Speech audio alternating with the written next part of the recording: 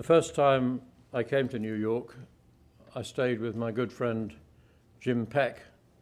on 125th Street, who had taken part in the early freedom rides in the United States. And they were a heroic struggle. But at the same time, sometimes they did require federal protection in order to save them from the violence of southern states. And there was the case of the Great Freedom Ride of May 1961, which was escorted by 22 highway patrol cars, 2 battalions of National Guardsmen,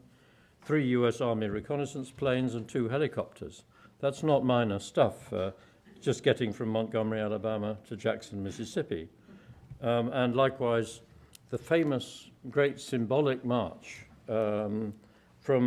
Selma to Montgomery in the March of 1965 could only succeed in attaining its objective of getting to Montgomery on its third attempt and with very substantial federal protection. So there's that connection, and many civil movements may succeed precisely because there is an awareness that whereas at the intermediate level they face violent opposition, there is at a higher level a degree of protection available to them, or degree of support. Then there are times when force may be needed to topple a regime. Civil resistance may, indeed does characteristically, produce a stalemate where it can deny a regime a degree of cooperation or embarrass it with demonstrations in the streets or whatever, maybe undermine the unity of its armed forces. All of those things may be achieved, but it may still not be able to unseat an adversary regime. Hence, for example, the impressive Buddhist revolt in South Vietnam in 1963 against the policies of the minority Catholic government of Ngo Dinh Diem, but that could only end with a coup d'etat with a degree of support, tolerance, possibly even planning from an intelligence agency which we all know and love in Washington, D.C. Another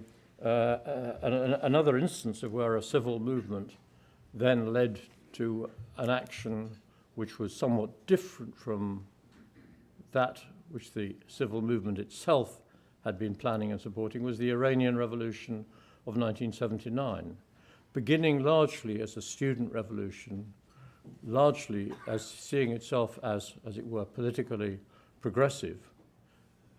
organizing massive demonstrations, undermining the Shah, diminishing the United States' support for the Shah, Jimmy Carter realizing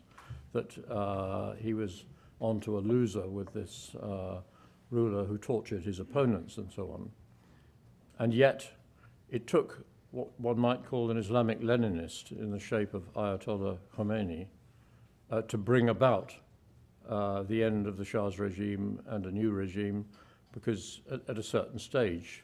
a greater degree of organization, toughness, even ruthlessness was required than that which the demonstrators could